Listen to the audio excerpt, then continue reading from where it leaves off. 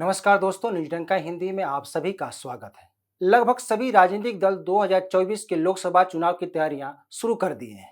हर दल कोई न कोई प्लान लेकर सामने आ रहा है, जिसमें पीएम मोदी को हराने की रणनीति है। दरअसल जनता मोदी सरकार से नहीं उबी है, लेकिन बीजेपी और पीएम मोदी का विरोध करने वाली पार्टियां रोज नए प्लान बनाती रहती हैं, जिससे आगामी लोकसभा चुनाव में बीजेपी को हराया जा सके।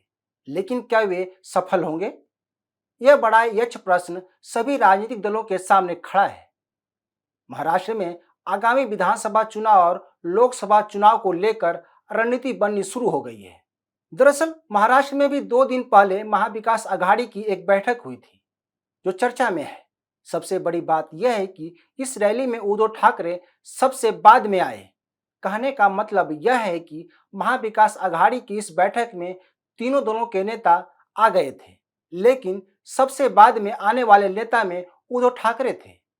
इतना ही नहीं, उन्होंने सभी नेताओं के बाद अपने भाषण दिए, जिसका संकेत है कि महाविकास अघाड़ी का मुख्य नेता उद्धव ठाकरे हो सकते हैं। यह अटकलें महाविकास अघाड़ी की बैठक को देखने के बाद लगाई जा रही है। माना जा रहा है कि महाविकास अघाड़ी एक रणनीति के तहत ऐसा किया है।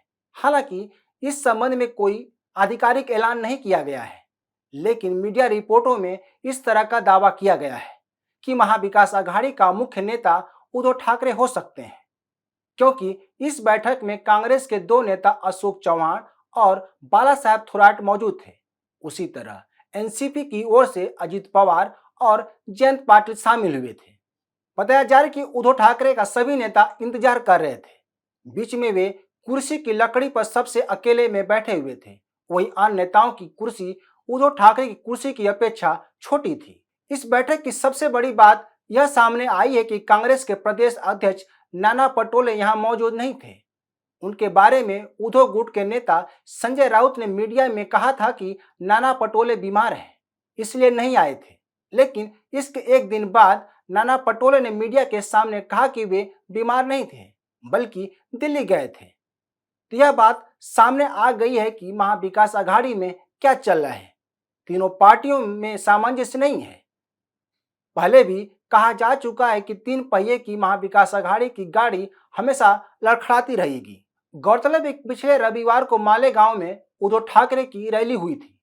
उन्होंने इस दौरान कांग्रेस नेता राहुल गांधी पर हमला बोला था। दरअसल अपनी लोकसभा की सदस्यता गंवाने के बाद राहुल गांधी ने एक बयान दिया था, जिसमें उन्होंने कहा था कि मैं सावरकर नहीं हूं, मैं गांधी हूं। गांधी कभी किसी से माफी नहीं मांगते। इस बयान पर उद्धव ठाकरे ने रैली में राहुल गांधी को भला बुरा कहा। वैसे माना जा रहा है कि उद्धव ठाकरे का यह बयान मात्र राजनीतिक है, क्योंकि पहले भी राहुल गांधी ने वीर सावरकर पर ऐसा ही बयान दे चुके हैं।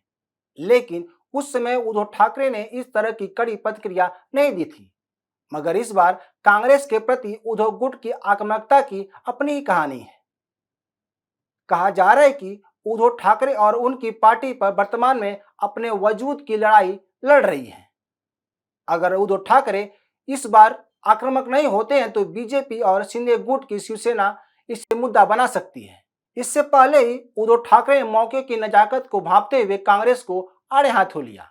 बावजूद इसके महाराष्ट्र में वीर सावरकर पर राजनीति शुरू हो चुकी थी। हालांकि इसके लिए कोई दोषी है तो राहुल गांधी है। इस बयान के आने के बाद बीजेपी और शिंदे गुट ने महाराष्ट्र में वीर सावरकर गौरव यात्रा निकालने का ऐलान कर दिया और इस यात्रा में जनता भी जुट रही है। दूसरी ओर वीर सावरकर पर महाविकास अघाड़ी में उठे तूफान को कम करने के लिए एनसीपी के मुखिया शरद पवार दिल्ली पहुंच गए और राहुल गांधी और अन्य कांग्रेस के नेताओं को वीर सावरकर पर किसी भी प्रकार की टिप्पणी नहीं करने की सलाह दी। इसके बाद खुद शरद पवार ने डैमेज कंट्रोल को रोकने के लिए इस मामले पर पत्रकार के सामने कहा कि वीर सावरकर के बलिदान को भुलाया नहीं जा सकता है। लेकिन क्या कांग्रेस नेता राहुल गांधी शरद पवार की बात मान गए, जो अब वीर सावरकर पर नहीं बोलेंगे? अगर ऐसा करते हैं तो यह मान लिया जाना चाहिए कि राहुल गांधी ने वीर सावरकर के विचार को मान लिया है। उनके बारे में जो बोलते हैं वह सब झूठ है। दरअसल यह बात उस महाविकास अघाड़ी की जा रही है जो कॉमन मीमन प्रोग्राम बनाकर सत्ता में आई थी। साफ है कि तीनों पार्टियों की अपनी अलग अलग विचारधारा थी, लेकिन वर्तमान में शिवसेना के दो फाड़ होने की वजह से विचारधारा की लड़ाई बताई जाती है। हाल ही में देखा गया कि जब उद्धव ठाकरे की मालेगांव में रैली हुई थी, वहां उर्दू में पोस्टर लगाए गए थे, जिसको लेकर बीजेपी और शिंदे गुट उद्धव गुट पर हमलावर था। बीजेपी और शिंदे गुट का आरोप है कि उद्धव ठाकरे ने जब कांग्रेस और एनसीपी के साथ हाथ मिलाया, उसी समय उन्होंने हिंदुत्व को छोड़ दिया। लेकिन उद्धव गुट का कहना है कि ऐसा नहीं किया। उद्धव गुट का कहना है कि जब बीजेपी महबूबा मुफ्ती के साथ सरकार बनाई थी तो उसने क्या किया था। अब यह उद्धव ठाकरे को कौन बताए कि उनकी तरह बीजेपी उर्दू में पोस्टर नहीं लगाया। बहरहाल ये राजनीतिक मुद्दे हैं। अब असल मुद्दा पर बात करते हैं। अगर महाविकास अघाड़ी ने उद्धव ठाकरे को अपना नेता मान लिया है तो इसके पीछे की तीनों पार्टियों की अपनी मजबूरी और कहानी है। कांग्रेस की बात करें तो वह महाराष्ट्र में संघर्ष कर रही है। कहा जाए तो महाराष्ट्र में कांग्रेस के केवल कार्यकर्ता हैं, लेकिन संगठन तितर बितर है।